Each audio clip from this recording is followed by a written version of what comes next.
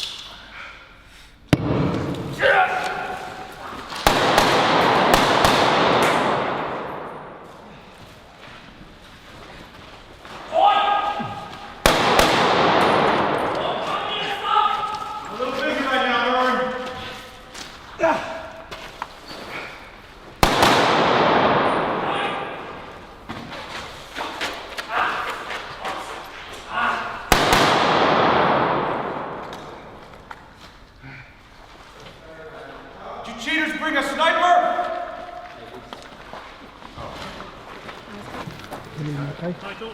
Okay, cut it down. Yeah, mate. I didn't want to shout it up. Why am I doing this stuff? Taking it easy.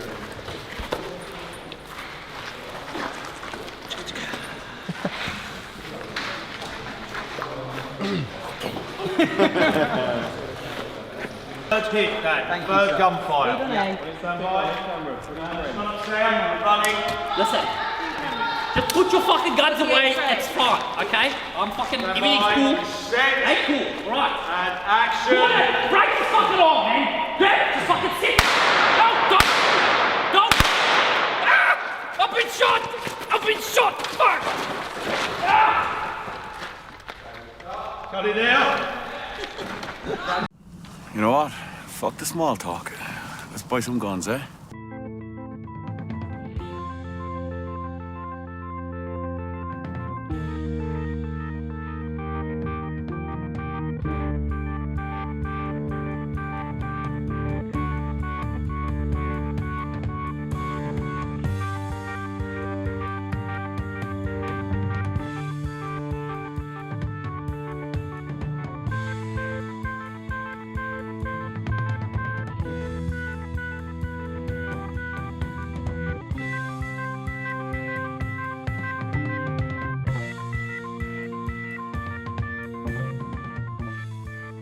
It's a relatively simple story.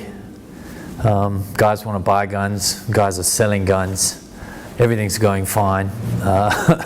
And really, you know, in the beginning of the movie, it looks like it's all going to go well, and then one of the little youngsters on either side turns out that coincidentally those two had got into a bar fight the night before, didn't realize they'd be seeing each other that day. And of course, in the beginning, we all think we can handle that situation. We're going to get these young guys to apologize and don't bring their troubles into our lives. Calm down. Stephen's going to apologise. Let him do it? I'm calm. Man to man. The gun deal would have went smoothly. It would be a very short film. So, in a sense, it goes wrong, yeah. Without giving too much of the plot away, it goes wrong. You all right? Hey, behave yourself, all right? Suck on this. You know, sometimes in films you'll have a gunfight and you'll take 2 or 3 days doing that and then you go back to the talky bits. But this is just all a gunfight. I started reading up on what a gunfight was and doing research into it.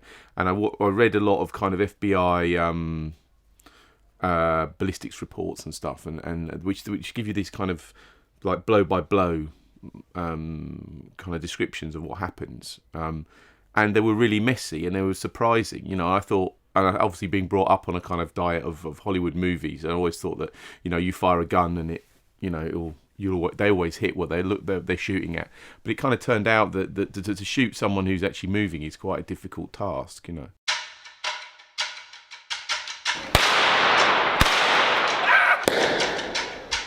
I'm gonna blow your fucking head off!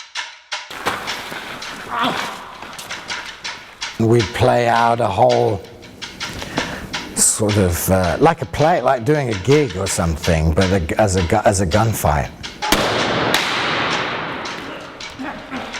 And you know, the things going off behind you and everything like that. And it's incredibly intense, like the adrenaline. 2, 1, action!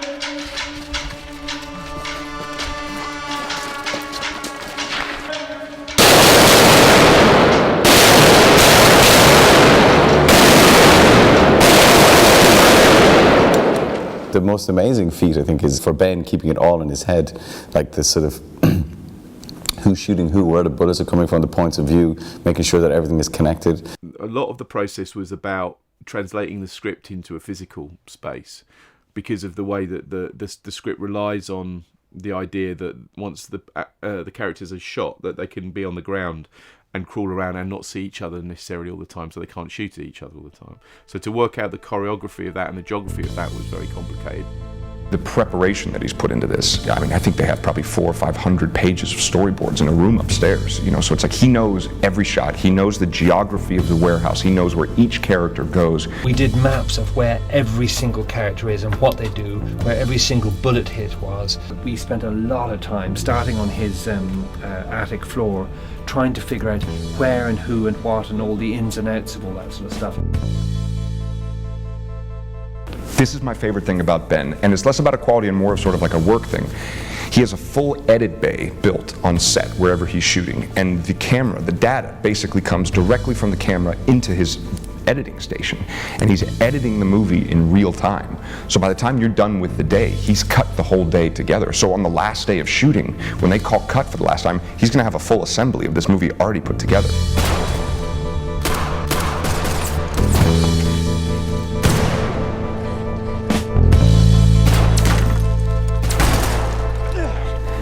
I didn't actually get to choose my gun because I arrived and they just sort of gave the gun. And so, you know, Vern, I think, would have preferred to have like the 44 Magnum, but I think Martin got the 44 Magnum.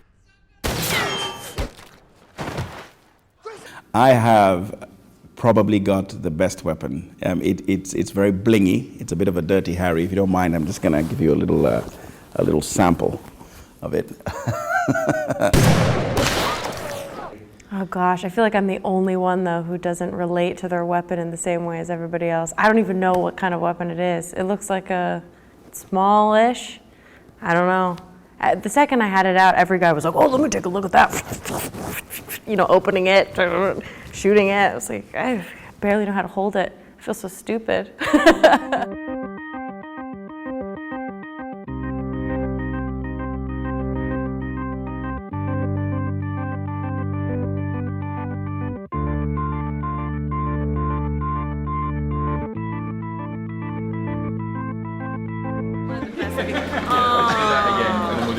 Back the other way. What's the difference between men and women?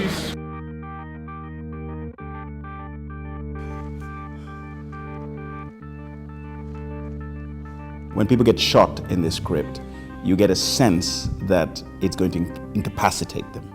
It's not the usual bang, they're dead, out, that's it, or bang, impervious, they can run around and do whatever they want.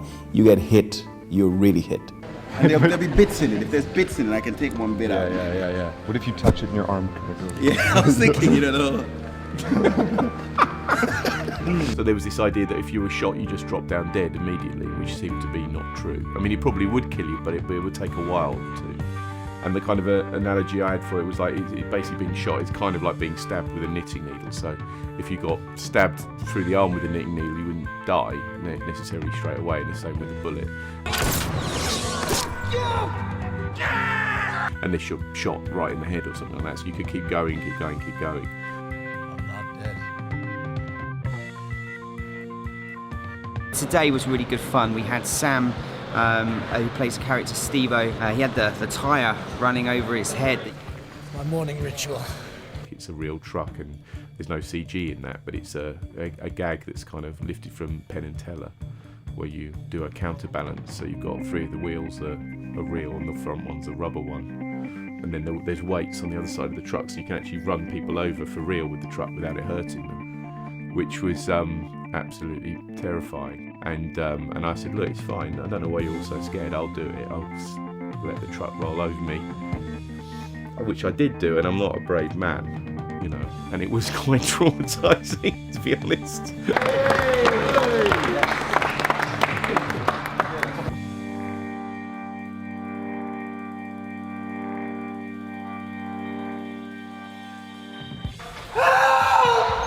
That's the interesting aspect of Ben's films, for as gruesome as they can be, they're gruesome because they seem real. It's not glorifying it in any way that makes you feel like, yeah, I want to get a gun and do that to somebody.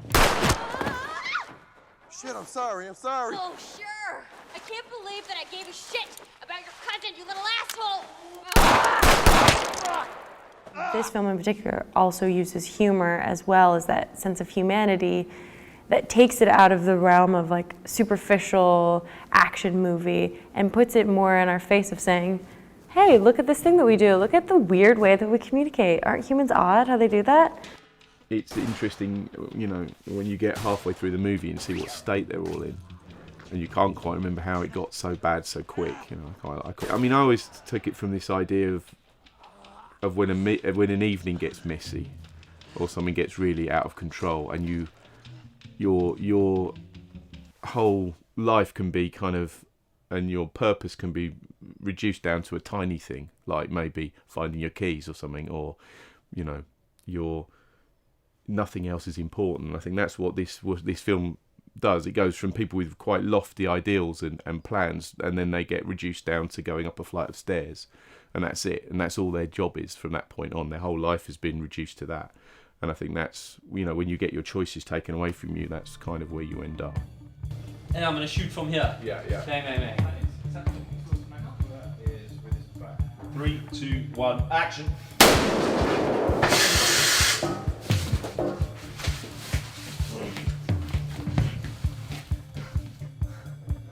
Got it out?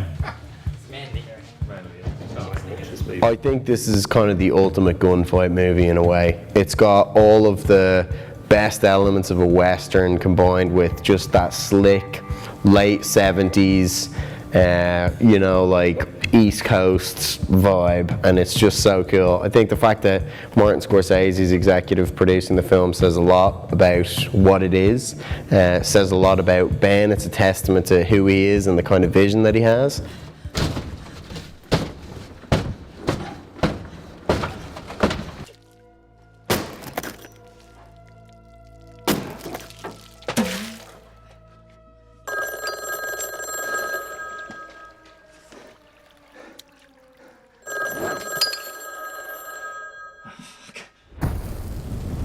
I think that the most important aspect of a good film is if it's entertaining to watch and makes you think after.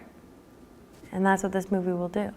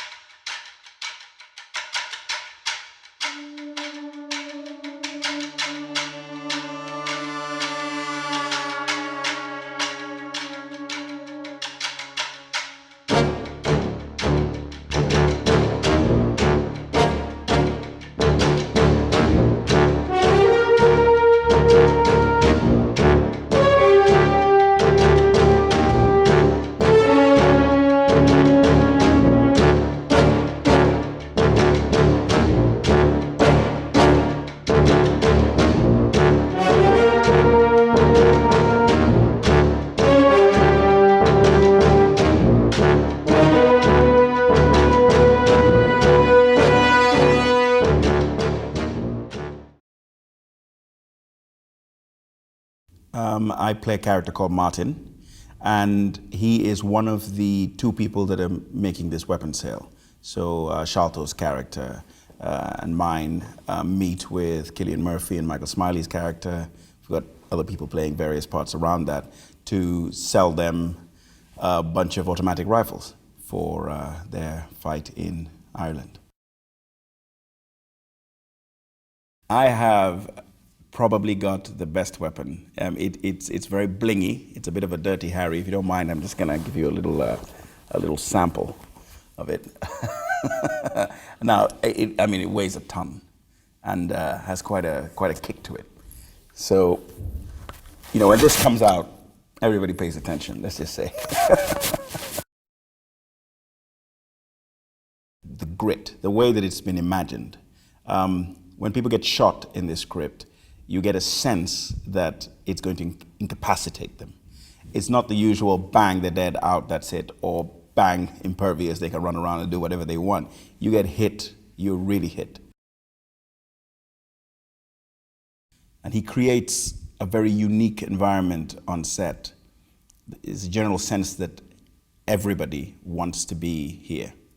So at the end of the first week, when you're speaking to your family and you're far away and not able to see them, it's that thing of being able to say, look, everybody wants to be on this set.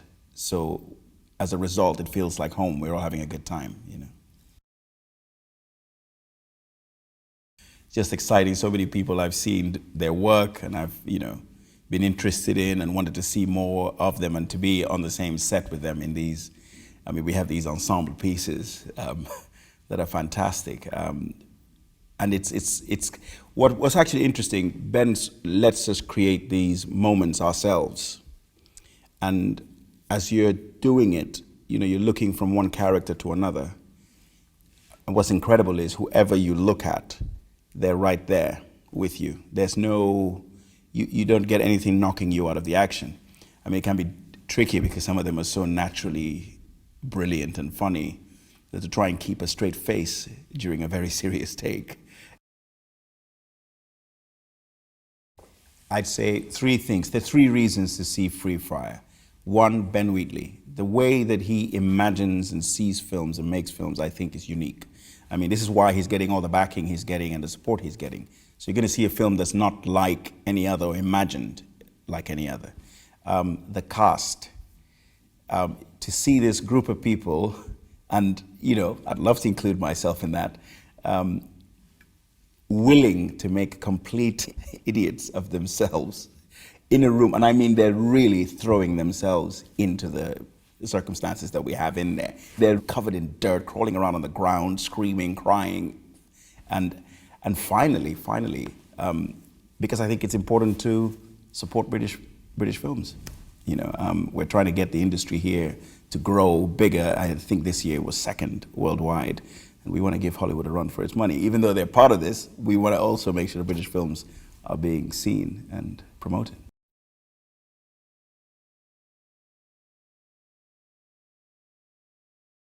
It had come from a lot of different places, and I think one of the things I wanted to do was that I'd watched a lot of movies, a lot of big action movies, and a lot of things are blown up and lots of explosions and massive stunts and stuff, and I was kind of wondering why it wasn't affecting me as much as it used to, And when I remember seeing like movies in the 70s, and there'd be, it was just like one of the James Bond films where they did a jump that went round a loop.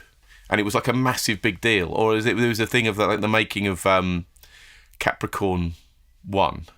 And in the making of it, they had there was a massive big feature about how they threw Elliot Gould through a window.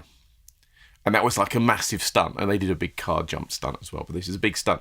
And now these things just don't seem... I think it's because everything's got so massive. Like, they'll blow up a building and they'll blow up a city, and a massive rock will crash into a spaceship and it explode or something. That the actual smaller stuff doesn't seem to... No one focuses on it anymore. And subsequently, the big stuff was becoming less interesting as I was watching it, and there was no tension anymore. And I looked back at the older movies and I thought, well, where is that tension? And the tension's in kind of...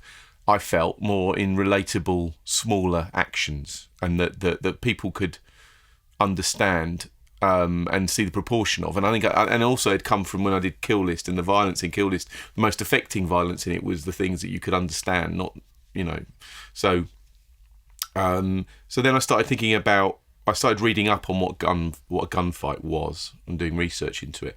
And I read a lot of kind of FBI ballistics reports and stuff, and which give you these kind of like blow by blow kind of descriptions of what happens, and they were really messy and they were surprising. I thought, and obviously being brought up on a kind of diet of Hollywood movies, I always thought that you fire a gun and it it'll they always hit what they're shooting at. But it kind of turned out that to shoot someone who's actually moving is quite a difficult task, almost impossible, kind of. And certainly with the lot of the pistols that the police use have got very short range as well. So that I was intrigued by that it was kind of, it felt like the thing that we've been sold as well, obviously you understand that movies aren't real, but the reality of those things is completely different, And then I saw this training thing that the FBI had done, which was for police, and that they made in the 60s, and it was to teach the police not to shoot from behind car doors, because they'd seen it on cop shows. And if you but a car door won't stop a bullet at all, and the difference between cover and concealment. So if you're behind a car door, you're concealed, but a bullet will go straight through it like a knife through butter. So they had to train the police to react in completely different ways, but everyone had been conditioned by watching TV. So I started looking at all this research and putting it together and think, well, what might a gunfight actually feel and look like if it was treated a bit more realistically? But I don't see completely realistically, but a bit more realistically. So there was this idea that if you were shot, you just dropped down dead immediately, which seemed to be not true. I mean, it probably would kill you, but it would take a while to. And the kind of analogy I had for it was like it basically being shot is kind of like being stabbed with a knitting needle. So if you got stabbed through the arm with a knitting needle, you wouldn't die necessarily straight away, and the same with a bullet, unless it hits an artery or something. So it's kind of, you can take and from these ballistic reports I've been reading, you can take quite a lot of punishment unless you're shot right in the head or something like that. So you could keep going. And that's what happens in the movie. They keep shooting each other and keep missing, as you would do if you weren't trained. Unless you've got some kind of military training, you're not likely to be able to hit much unless you're a naturally gifted marksman. I mean, it's a closer movie to something like Kill List than it is to High Rise or to Field in England in that respect. So it's kind of there's improvisation in it that there was they allowed for the actors to kind of go with the script. I mean, the script was pretty kind of tight, but then on top of that, everyone was so funny as well and interesting, and the performers were so good. Then it would be a shame to kind of clamp down on that stuff and stop them doing it. So yeah, and I just thought, it's part of the kind of thing that we've been trying to use for a while, which is like humour in adversity, so it's kind of that I feel that the characters become more realistic the more that they take the piss out of the situation that they're in, and those kind of things came up naturally within the blocking and the shooting of the film. Well, the idea that you can have a B-movie plot that's quite simple on one level, and then underneath it have more complex ideas or complex physical actions, is something that I've always been interested in. You can see that certainly in Sightseers and in Kill List as well. That they're, but I think sometimes you just need that. The kind of genre plot is an engine that runs the film, that gets you from the beginning to the end. But the actual things that are interesting within the film might not necessarily be that plot. I mean, the plot. I think the plot has not to be too hackneyed or cliche, but it doesn't have to be massively detailed in that respect.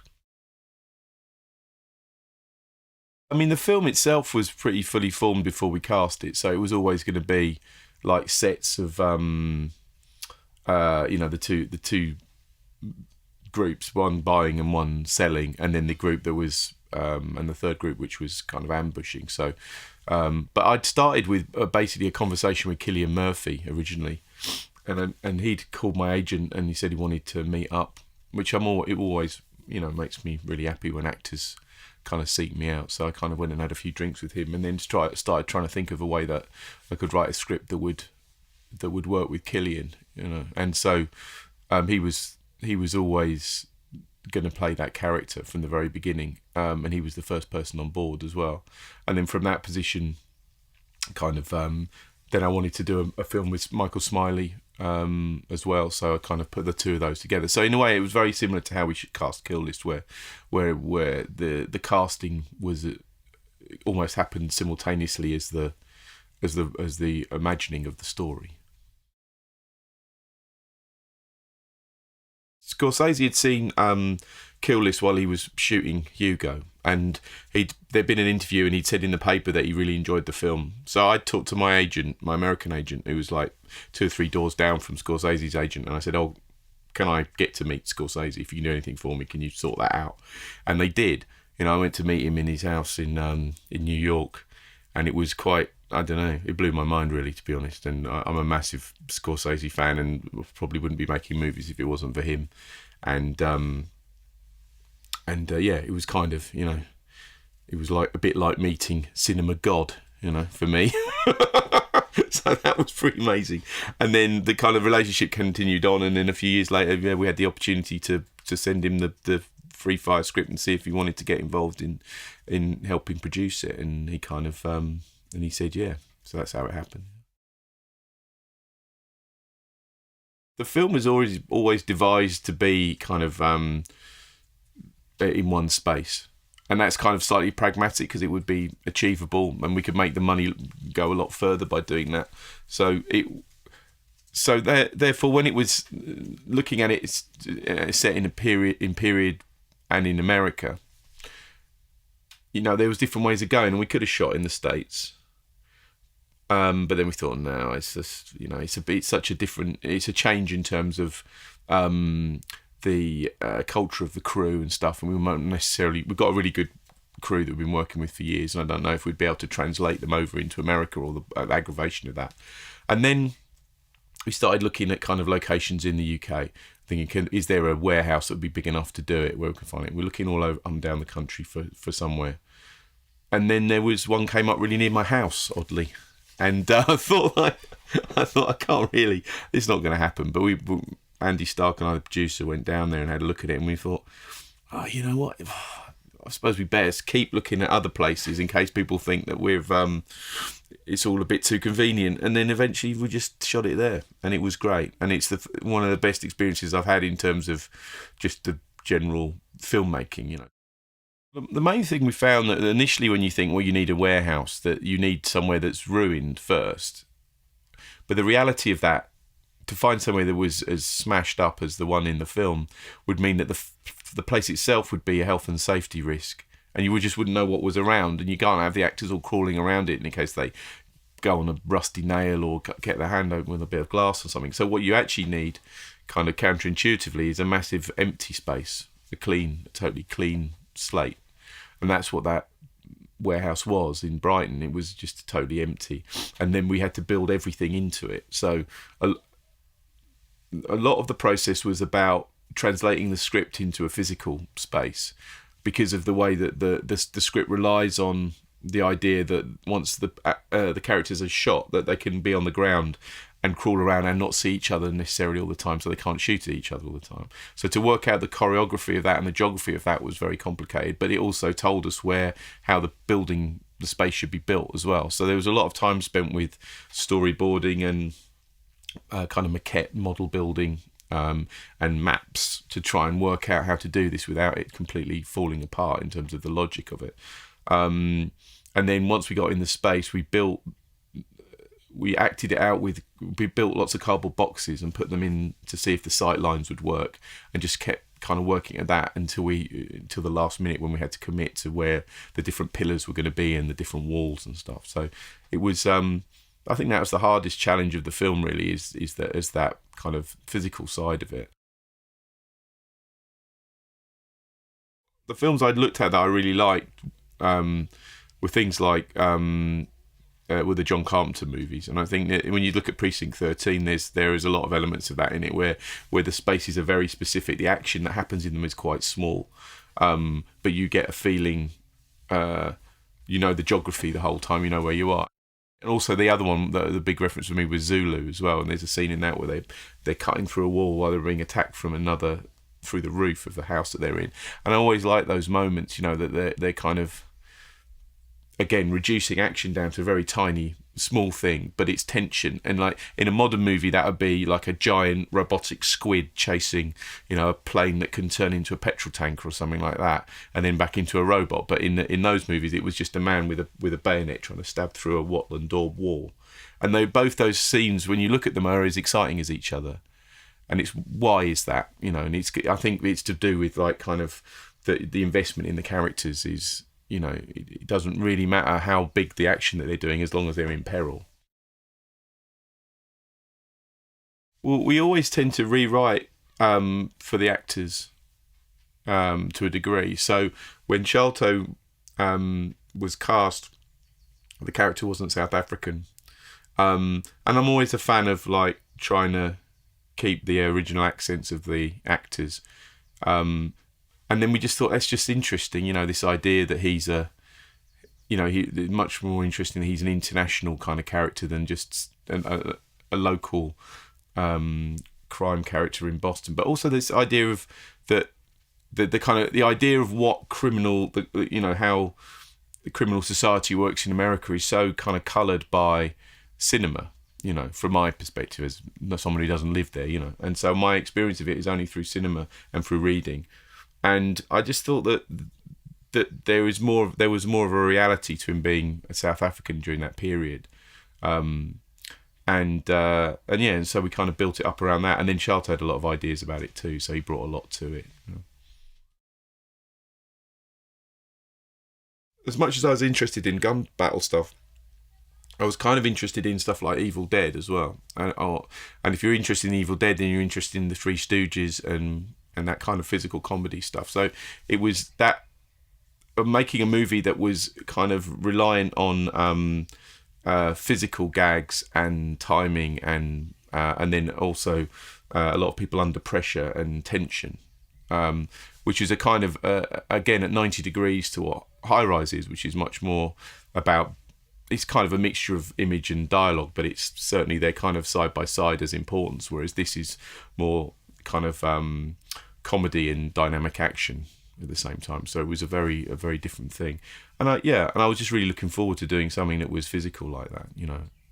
And I've come, you know, I originally started making online comedy, viral clips, which were gags, you know, one or two jokes, and that was the thing. And I just wanted to do something that was more, it was kind of visually purer like that.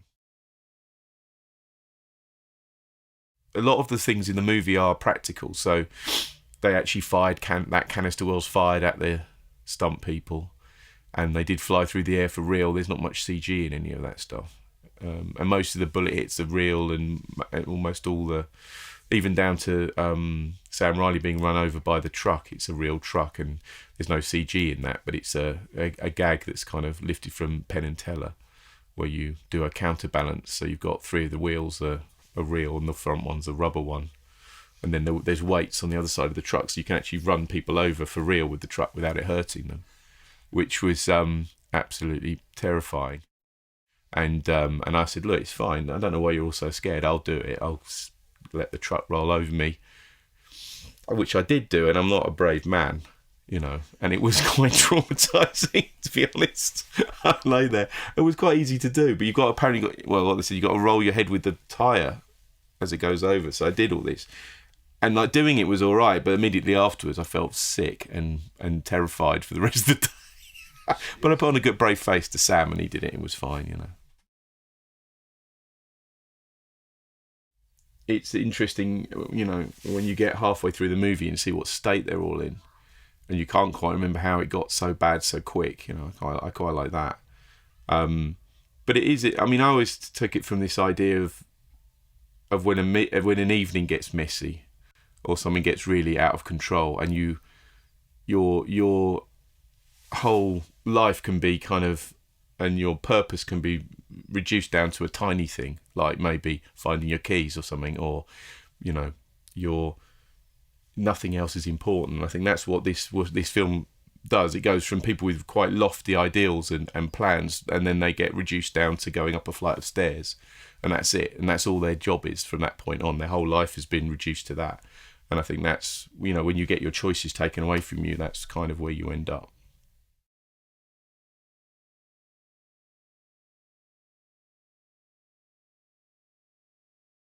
I play the character of Justine. She's the only woman in this sort of landscape of weird male characters.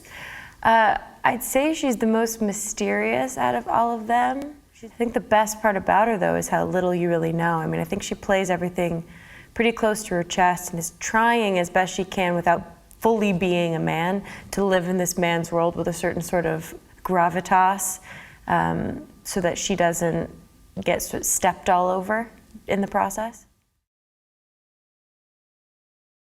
I met with Ben.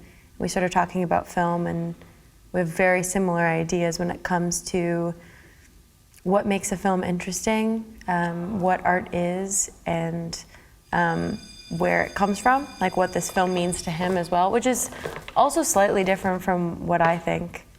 But it's such a cool movie to be part of that is beyond what's on the surface. Well, the first time I read it, I was really confused by it. There's so many characters, and it's all in this enclosed warehouse. And then once I started reading it a couple of times, to me, it read less like your typical sort of a bunch of people with guns shooting each other, but there was a whole other allegory at play. The main one at first that I recognized was it maybe being, like each character being all the different voices in our head, all battling it out for control over the mind or over the warehouse. And once I started thinking about it that way, it just opened up to me in a way that felt really interesting. Oh gosh, I feel like I'm the only one, though, who doesn't relate to their weapon in the same way as everybody else. I don't even know what kind of weapon it is. It looks like a smallish, I don't know. The second I had it out, every guy was like, oh, let me take a look at that. You know, opening it, shooting it. I was like, I barely know how to hold it. I feel so stupid. Because we're here, we've sort of camped out and made it our own. So we have our little village of our trailers.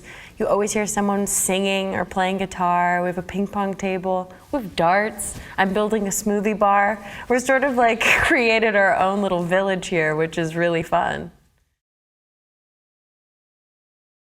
I loved the concept of wearing an outfit that when it comes to the time when everything goes down and there's just shootings and trying to get out alive, that you're wearing the most unreasonable clothing possible for that. I would say that the shoes in particular are always the thing that kind of sets you off, because it's how you feel when you're standing up, and those boots really make you sort of like stand in a way, along with just carrying a gun. Between the two, it kind of does a lot of the work for me. And the hair. A lot of hair happening. I've never spent so much time getting ready before. I guess the 70s are sort of all about that. It feels cool. Like, I've never done a movie where I felt cool while I was doing it. Usually I'm much more interested in like, where's the truth? How real can we get? And with this, it's more of like, it's more swagger. We're constantly turning to one another being like, was that cool? Was that cool? And it's not the American like, was that okay cool? It's like, was that cool? That's the interesting aspect of Ben's films, for as gruesome as they can be, they're gruesome because they seem real. It's not glorifying it in any way that makes you feel like, yeah, I want to get a gun and do that to somebody. And this film in particular also uses humor as well as that sense of humanity that takes it out of the realm of like superficial action movie. The most important aspect of a good film is if it's entertaining to watch and makes you think after. And that's what this movie will do. My character is called Chris, and I guess my character and Michael Smiley's character, Frank, are kind of a double act, or you get two for the price of one, one for the price of two. They are two IRA activists who come over to Boston in 1978 on a gun deal to purchase guns for the IRA. And you know, it's not in the script, but our backstory, I guess, for me and Michael is that we've known each other for a long time. He's the senior figure, but we work well as a sort of a unit together. So, and then obviously we meet the rest of the gang in the warehouse, a couple of whom we know previously, and some of which we meet for the first time, and then things go wrong.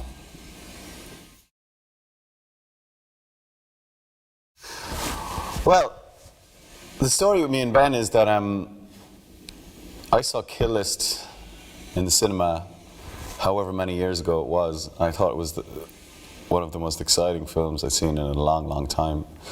And I called my agent and I said, I need to meet this guy. So I pestered him. I just kept getting the agent to call, and eventually he responded, and then we emailed, and I kept emailing, and then we met for beers, and then we talked about film, and I then, you know, watched his other movies, and then watched Sightseers after it came. This is about three years ago, I think. So I just begged him for a job. I just wanted to work with him, you know. And then he mentioned that he had this idea about this script, and he thought me and Smiley would be good together. And that's kind of how it came about. But yeah, the motivation was just to be directed by him and to work, because I think his films are completely unique and so fantastic. And he's just a really, truly original filmmaker, and those guys don't come along that often, you know. I've always wanted to work with Michael Smiley, you know, and now we're getting to hang out and just have the crack on set and outside set, which is brilliant. And then, you know, they've cast this brilliantly talented group of actors from all different kind of generations and up and coming and established, and it's really exciting. All of them, I've seen their work before. Noah Taylor I've worked with. Noah's the only one that I've worked with before. But, you know, big fan of Jack Rayner and big fan of Brie Larson and Charlotte O'Copley, obviously. So, you know, it's just a great room to be in. But the thing with, the thing with a movie like this is such an ensemble piece that you have to get on, and we all have a great laugh. It's a lot of fun, you know. Yeah, I mean, it is, and it's such an action, it really kind of is an action movie, you know, and you realize why these action stars of the 80s were paid so much, because you have to come out of your trailer after having your lasagna or whatever and going, right, I have to go to 100% now after, you know, so you have to, because you're straight into like adrenaline, gunfire, wounds, bleeding, life or death situations. So it's not like having a, you know, a conversation. It's not like, you know, 12 Angry Men. It is 12 Angry Men and a lady. I think you'll be surprised by the film. Like I said, it is an unusual and unique sort of take on various different genres. It borrows from various different genres. I think it's funny and exciting, and there's probably you'll have more moustaches in this film than you've ever had in one film put together. So if you're a moustache man or woman, this is your film.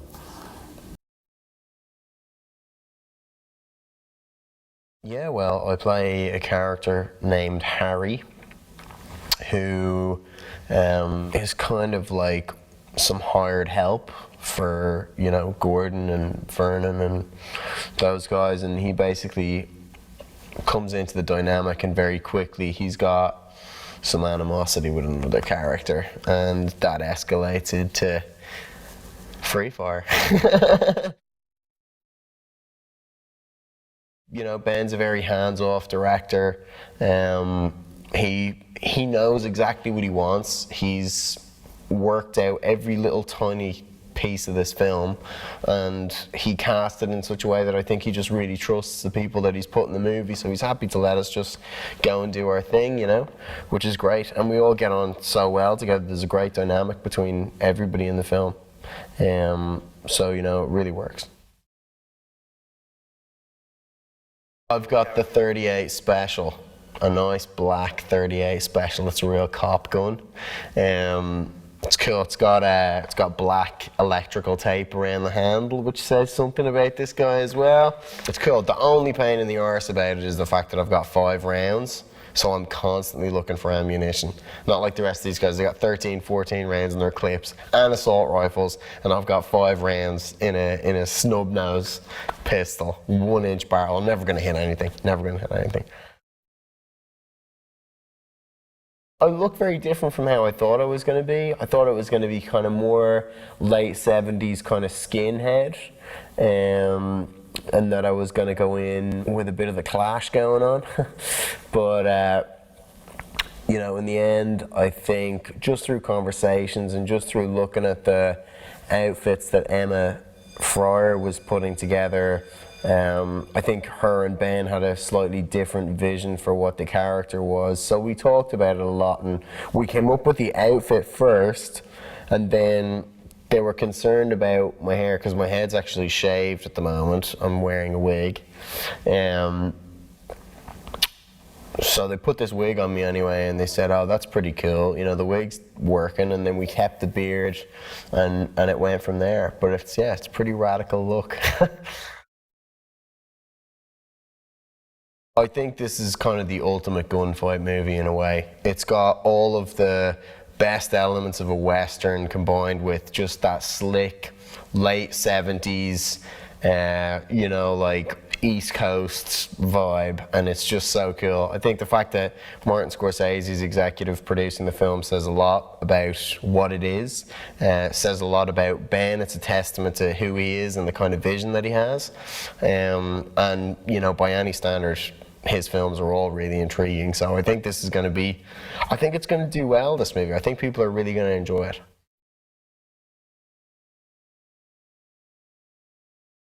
My name's Frank, and in Free Fire, I am one of two Irish men, and we're not going to give them any paramilitary background, but two Irish men who have come to buy some guns in Boston in 1978.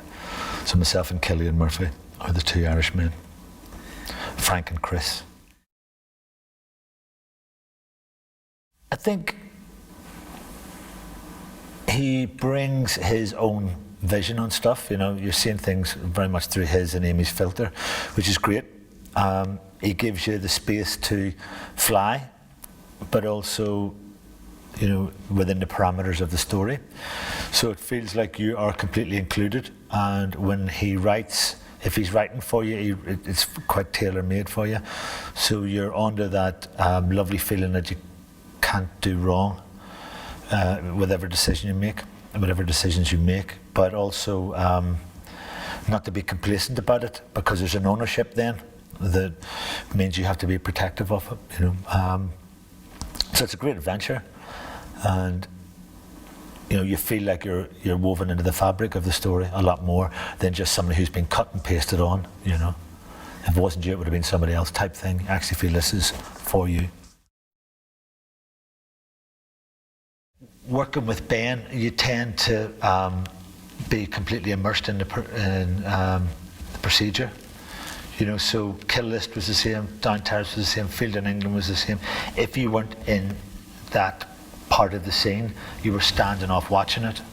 So rarely do you just sort of wander off. But with this, because it's very immersive, it's all in the one spot. If you get the chance to, you know, you'll go out and have a cup of tea and stand outside and let a bit of fresh air into you. But to be everybody in together, it really helps with your headspace. You're not wondering what your motivation is. You're not wondering what your next line is, because you're completely in it. Everything's driving forward, you know. And I really like that. I don't want my mind wandering. They're all amazing. And you know, you sort of worry. I've done other films where it's a cast of men, and you worry slightly because it can be a bit heavy in the hormone department, you know. And it's not really here, you know. Everybody's getting on really well. We've got a wee table tennis tournament going. We've been playing darts. People go out for drinks, go out for meals. You know, we're having a laugh. There's a bit of vernacular going on. So, you know, when we're not on camera, it's a bit of fun. We're having a good time together. There's no real egos too much, you know what I mean? If there is egos there, they're in the right place for the right reasons, you know. So everybody's getting on really well, you know, and I'm loving meeting new friends, which is half the battle with acting, you know. I think Frank would have been a revolver guy, but I think he's fine with the semi-automatics. You're getting more bang for buck, you know, you're getting more bullets, and a revolver's a bit bit chunkier. It's a higher caliber with a semi-automatic, so it's a bit more boom. So when we were firing them off, even though they're blanks, the noise that they give off, it gives a proper growl, gives a big scary growl. So if you were in a situation where you had to pull your gun out and fire at once, it would let people know you were serious. So I think Frank doesn't really want to be firing off wildly all over the place. You know, he wants a powerful weapon that's going to cover some distance, and maybe you only need to fire it once or twice to let people know you're serious. Frank, for me, was the type of guy who would wear a three-piece suit, because that gives you a bit of gravitas, but he'd wear a black shirt because that's a sign of an outlaw, so he's a bit of a Johnny Cash. You know, the buckled belt and the rings give him a wee bit of a, like, Irish wedding ring, obviously, but these, you know, all these, like, American sort of collegiate ring. So it's the Irishman band in the American culture, but at the same time he's got a suit on like this. He can go through any strata society, so you could see him in a cocktail bar, you could see him in a bar playing pool, you could see he could walk through customs. So the idea is that he looks good, but at the same time he looks like an everyman businessman, that the customs aren't going to stop, police aren't necessarily going to stop, and he can go home to Belfast and go, looking good, feeling good, you know what I mean? You're, you know, would you wear type thing. So Frank likes his clothes, and you know, he's not buying into the long-haired aspect of the 70s. So he still likes his hair short. So, and he probably has had a moustache forever, but he's just let it grow. And he's always had sideburns, but he's probably let them grow in, to be, you know, part of that decade, you know. So he's let his lapels grow as wide as his handlebar moustache type thing, you know. It's real. It's a real situation, and if you get hit with a bullet, this is what happens to you. This is what happens when things go wrong. We're not slick. There's a human factor in it, you know, which makes it exciting. I think the genre or the era makes it really exciting as well. So the genre of guns and gangsters set in the 70s, when everybody's wearing pretty sexy clothes and a good bit of face furniture, you know. We're loving a moustache on this film. It's a major moustache off, you know. I got in early, so I got as much face furniture as possible. I play Gordon, who is a small-time but professional criminal, lifelong professional criminal, and he's been called in to do what should be a fairly simple day's work, basically just unloading a few crates of weapons and driving a truck and, you know, keeping an eye out and stuff like that, and then gets caught up in the ensuing drama. I'm a huge fan of Ben's films. I think he's probably my certainly favourite living English filmmaker. The work he does with Amy, the writer, Amy Jump, it's really astonishing, brave kind of stuff, and sort of harkens back to sort of 70s British films, or 60s even, where it's just laden with atmosphere, you know. Amazing bunch of actors, and everyone brings something different and something of themselves, and there's a lot more humour in it than I kind of anticipated, and I think that's down to just certain people being, you know, like Michael Smiley or whatever. It's just kind of, he's a brilliant actor, but brilliant comedian. He sort of brings that to it as well. And Shalto actually is very funny in it as well, and yeah, it's a really good mix of people. It's shot in a lot of wides, and so even if you don't have much to say or do, you're still moving around somewhere, and you often get a lot of breaks on films, and there aren't a lot on this, but I think that contributes to giving the film a real sense of energy, and the performances and energy too. It's sort of good old-fashioned style filmmaking in a way, you know. these guys are like tradesmen, you know. So they're bringing their hammers and their saws to work, and that's all the gun really is to them, is a tool. It's not a sort of fetishistic object or anything, you know. Well, it's a genuinely very exciting, entertaining, classic piece of cinema, and you know, the sort of film that used to be, you know, fun to go along to on a Friday night or whatever. You know.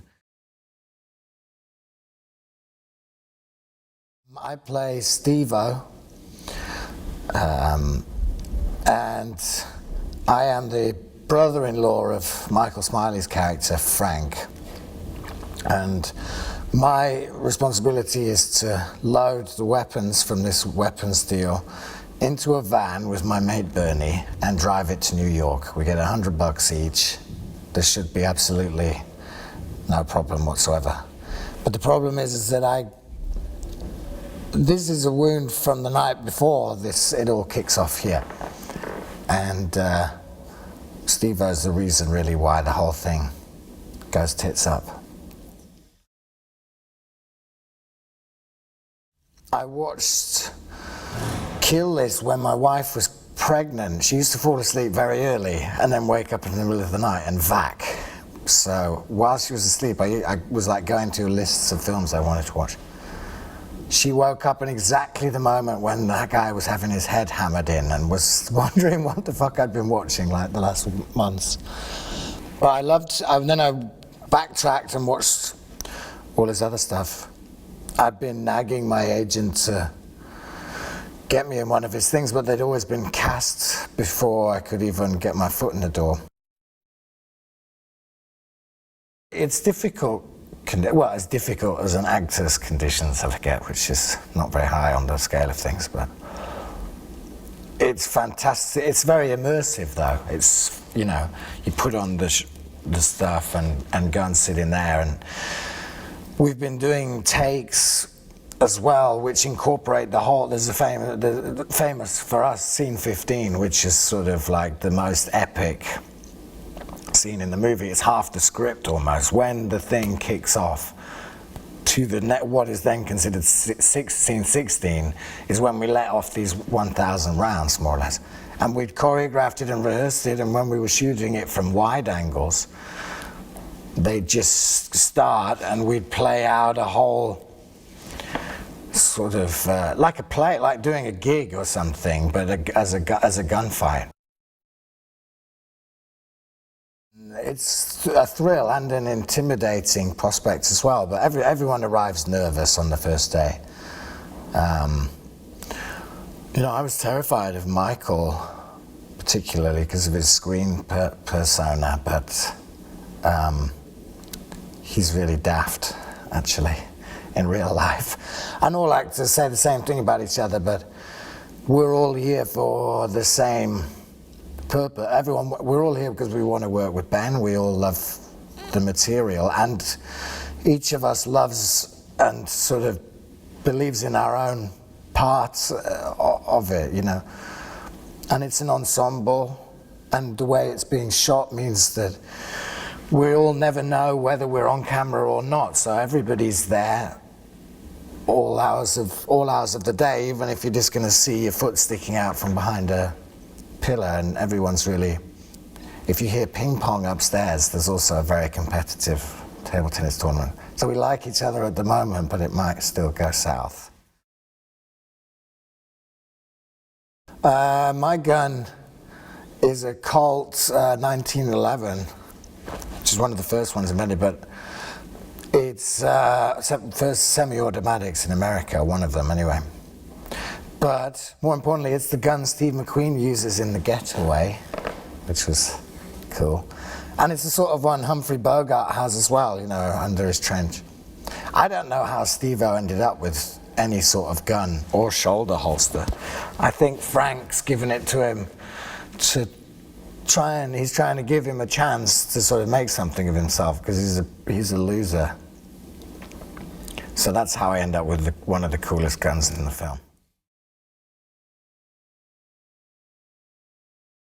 My character is Vernon. His friends call him Vern, and he's an arms dealer basically.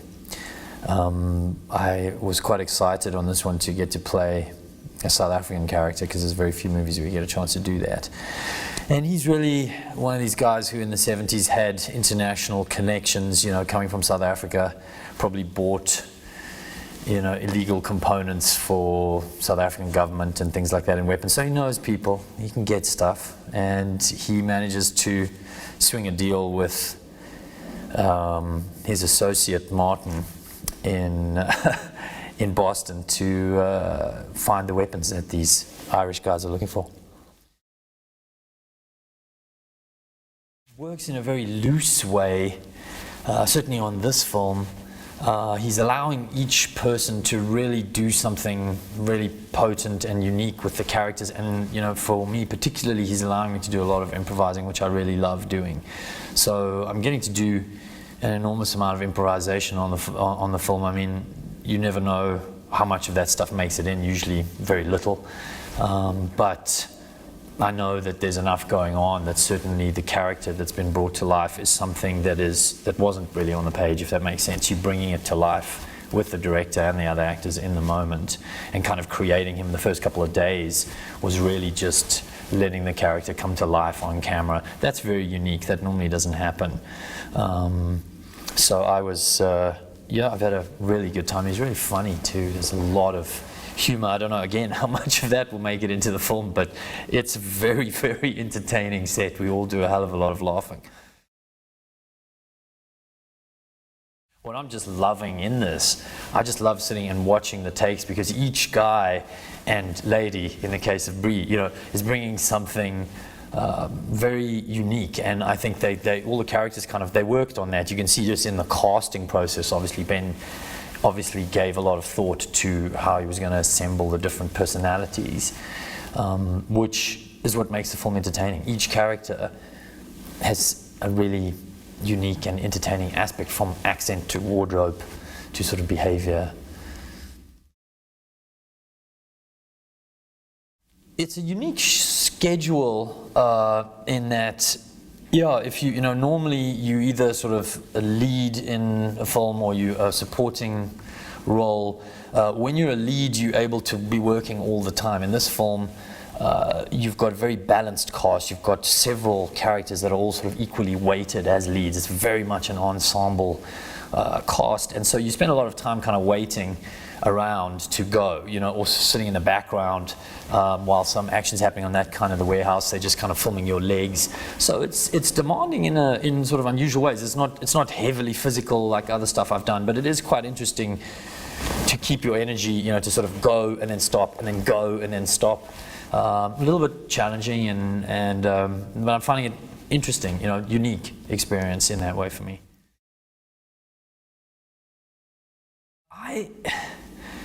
I didn't actually get to choose my gun, because I arrived and they just sort of gave the gun. And so, you know, Vern, I think, would have preferred to have like the 44 Magnum, but I think Martin got the 44 Magnum, or one of the other guys did. So it's a bit of a sore point, really. I have two, which I think tells you a lot, and I have lots of magazines and lots of ammunition. That sort of comes from the South African in me, I suppose. You know, I would never go, gosh, I mean, in real life, I would never go to a weapons deal and have like 2 magazines of ammunition if things were going to go wrong. So I definitely made sure that my guy would have a lot of ammo available during the shootout.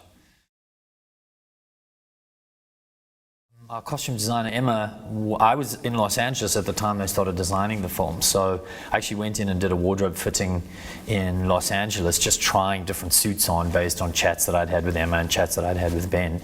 And sort of we opted to go for this kind of blue, powdered blue color. And yeah, we had some fun. We had some fun choosing it. And I'm quite proud of the ostrich skin shoes, actually. Don't know if you can see them on the camera there, but and the pink socks. That was pretty special. Yeah, don't get to wear those every movie. I think what the film has is it tells a story you've kind of seen before, well. And that's actually rare. If you have a look at what's being done nowadays a lot in film, it's got good directing by a really, really high-level director, and it's just got some great characters. And that's what makes these kind of films entertaining. You know, there's action in any film that you can go see. You can take your pick of, like, well, there's a million action films. You know, why see one over the other? And it's really just, I think, the caliber of talent involved in the project that makes this one just more watchable. You know, it's a reason why I would certainly go just watching some of the performances that everybody are bringing. Yeah.